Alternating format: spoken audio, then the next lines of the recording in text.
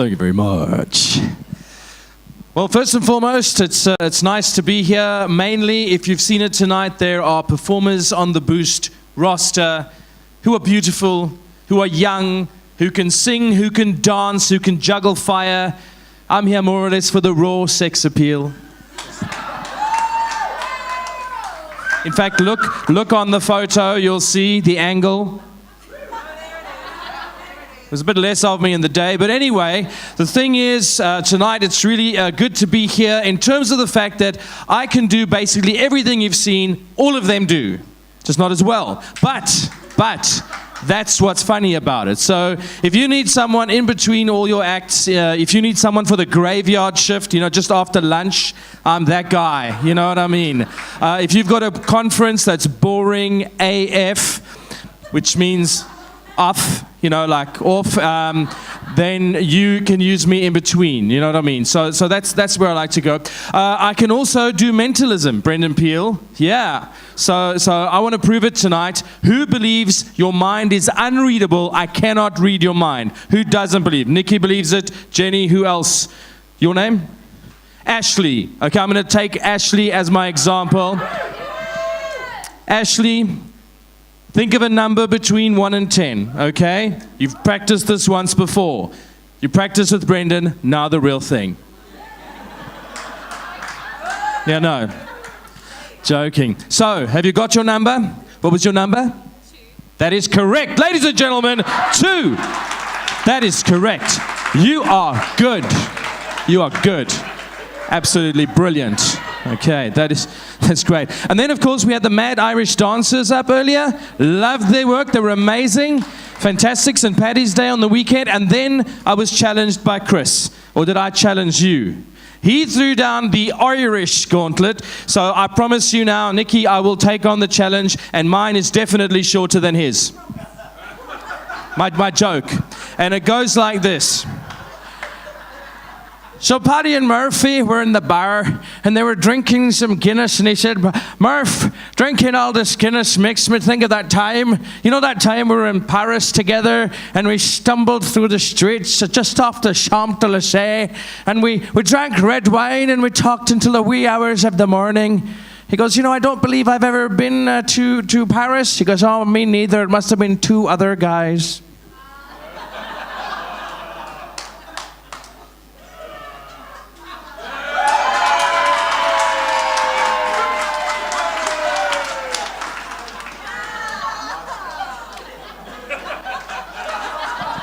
I mean,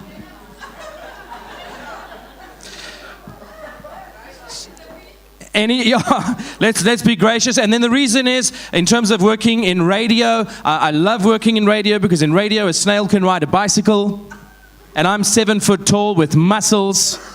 At this point in time, I have muscles at home. They're in the cupboard. They're still part before the sell-by date. And what I'd like to say is I've been training at a mixed martial arts gym. And people think that, it's true, I promise you. You can go to Instagram, hashtag Funny Roland. In fact, it's at Funny Roland. The hashtag is a search mechanism, by the way. And it's in the same building as the pole. There is a small chance that I will return to pole dancing soon, in which case, for a small fee, negotiable via Nikki, I could perform at your next function, scantily clad and with the pole. I have a pole that travels. I was once asked to do a Sun International pole dance, I'll have you know. In fact, in the pole school in PE, I am the most booked performer of all of them. I also have the biggest abs in the whole school. And these, anyway, but on the other hand, what do my friends do? They go and play hockey with 75, 40-year-old men, and I go and train with 25 scantily clad ladies. I mean, really, you know what I mean? I envy those guys. I really envy them. It's terrible. It's terrible. But jokes aside, after the pole dance, I decided to try, the pole dance, there's a spinning pole and there's a static pole. When I got in, they said, which one do you want to do? I said, well, I'm bipolar. I'll try both.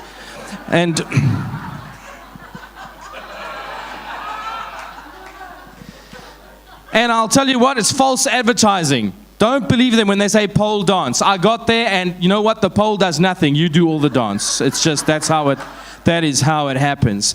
Anyway, and so I went to the MMA gym, and I found out people think the stuff comes from Japan and China and all that stuff. It doesn't. It doesn't. None of it. It all comes from, like, I don't know, America or somewhere. But everybody, no matter what nation you're from, when you start doing those push-ups and things, we all go, "Oi! Oss!" We all do. We all do.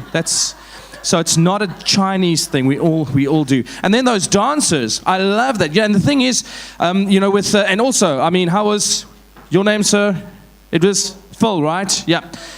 Isn't Phil amazing? He's incredible. I kind of looked at him and I thought, that is what would happen if you had a Hadron Collider like they do in CERN in Switzerland, and you put Elvis Presley on one side and Trevor Noah on the other side.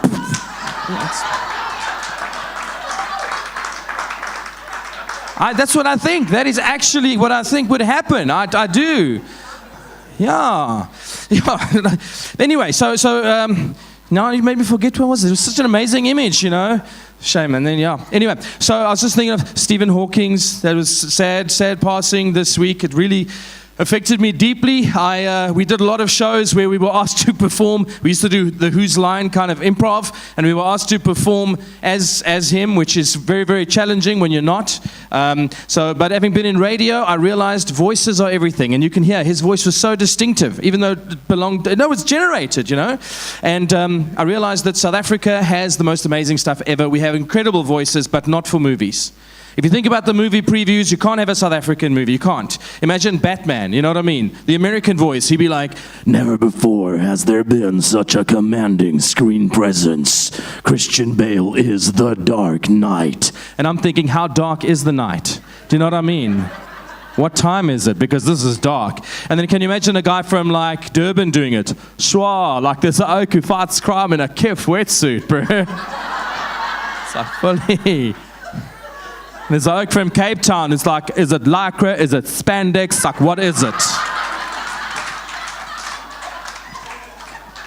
All we know is it's so last season. It's no. And then a guy, then there's, there'll be like the other guy from Durban is like, "Hey man, the guy drives a righteous car, hey.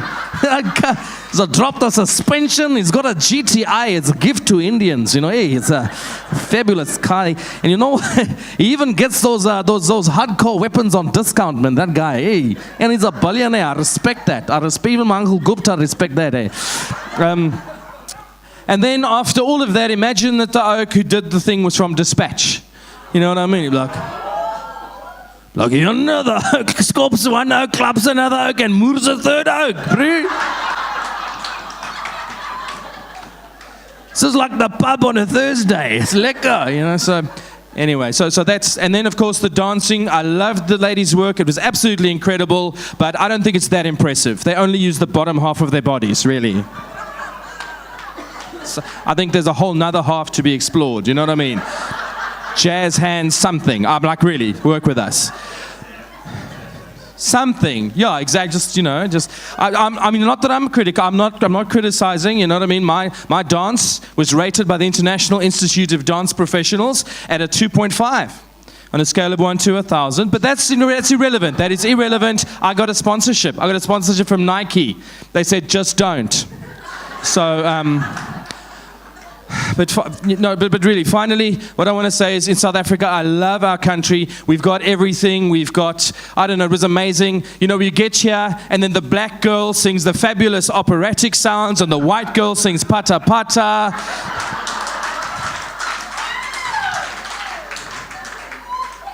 And the fire girl does a hula hoop on her neck. You know what I mean? We've got just everything. You know what I mean? It's wonderful. But the one thing about us is no matter what happens, we're a happy nation. We really are. We're a happy nation. Even when listeriosis happens, baloney jokes abound. You know what I mean? We are a happy nation.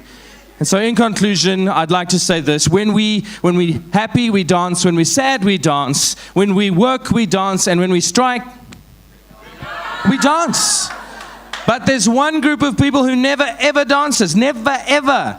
And that's choreographers. They never strike. They never strike. Everyone strikes. They don't strike. Can you imagine it now in Cape Town?